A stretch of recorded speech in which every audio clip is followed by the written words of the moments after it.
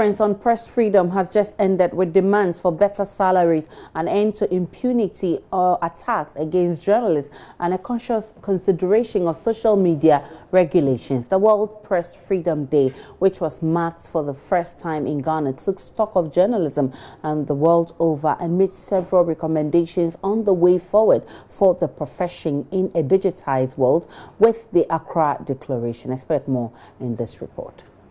For 2 days, the world's media converged in Ghana's capital, Accra, assessing how free the media has been so far. This is a journalistic ritual since it was institutionalized in 1993 by the United Nations after African journalists met in Namibia to produce the landmark Windhoek Declaration, which demanded media pluralism and independence in 1991. It's been 27 years and the need to protect journalists is higher now more than ever as the profession faces fresh challenges posed by digitization. The meeting in Accra was a battle of brains as more than 900 media professionals debated topics ranging from reducing risk in investigative journalism, countering impunity from crimes against journalists, and sexual and gender-based harassment in the industry. They came up with the Accra Declaration.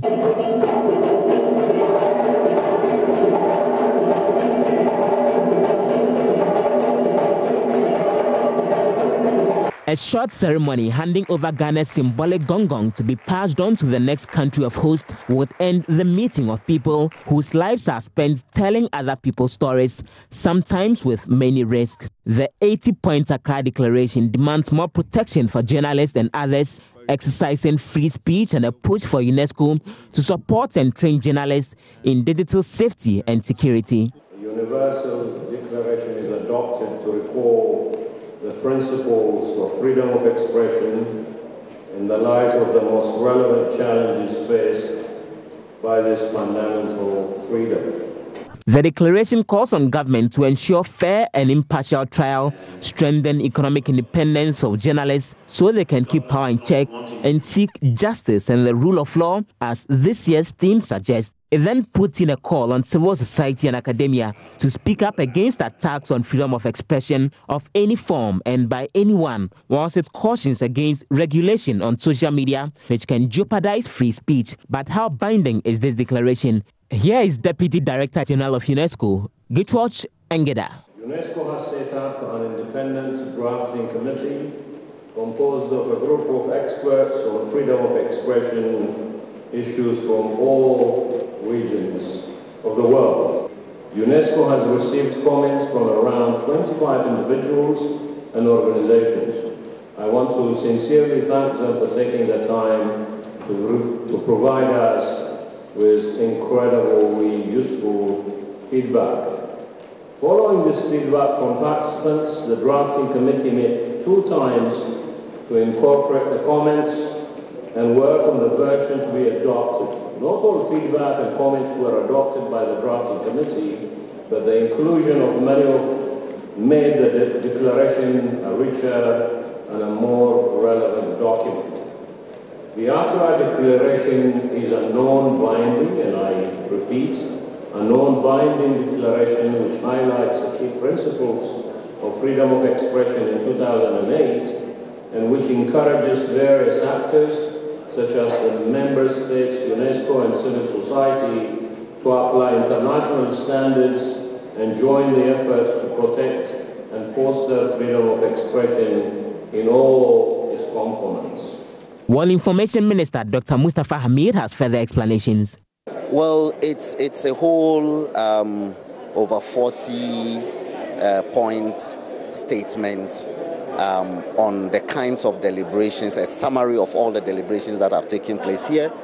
But basically the crux of the declaration is Africa's commitment to deepening the frontiers of free thought and free expression and so on, and calling on African governments to free the media, pluralize their society and allow for divergent views and so on. All of those things that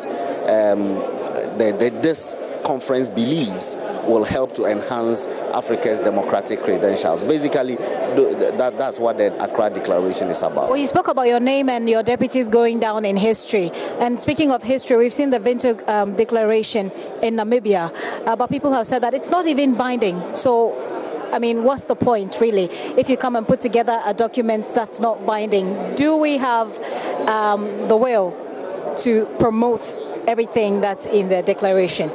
Well, of course. You know, we are in an era of, if you want, self-regulation, because we are here talking about freedoms of expression and so on. So you cannot in one breath be talking about people being free whilst at the same time compelling them.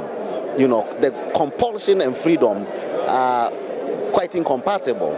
So it is the reason why the World Press Freedom Day appeals more to the consciences of political actors and state actors on the continent. With the declaration pinning the quality and independence of journalism on fair salaries, appropriate working conditions, and insurance for media workers, it appears media practitioners themselves would have a lot of noise making to do, reminding media owners of the provisions in the declaration in anticipation that most of it can be operationalized before another year arrives with another celebration of World Press Freedom Day. A report by Gifty Apia and Jacqueline Nate for JoyNews.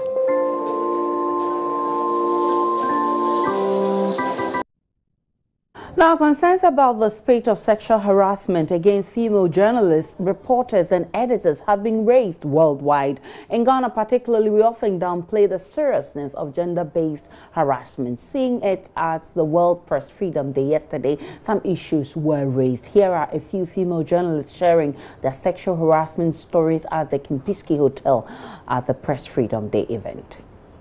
As a journalist, I have been attacked, beaten, abused. My family has been attacked as well. I had several attempts on my life. I have been detained by the security forces. So when I first started talking to the LGBT journalists, I was thinking like my story is entirely different than theirs. But later I found out that they actually face the exact same things. The threats, the attacks are not so different. Maybe I was detained by the security forces, and in their case, when they're detained, they're also molested. But my first reaction was, why don't we know about this? And how many of us, honestly, in all honesty, how many of us really believe that our transgender journalists working for very small, unknown, or little-known organizations are actually equal to us? So let us start from there. Let us actually reaching out to them, and I'm so glad that I have to give it to Nadine for including or asking me to speak on the LGBT journalist. How many panels have you been where you saw actually the LGBT journalists were a part of a panel? Well, I wanted to say that in my part of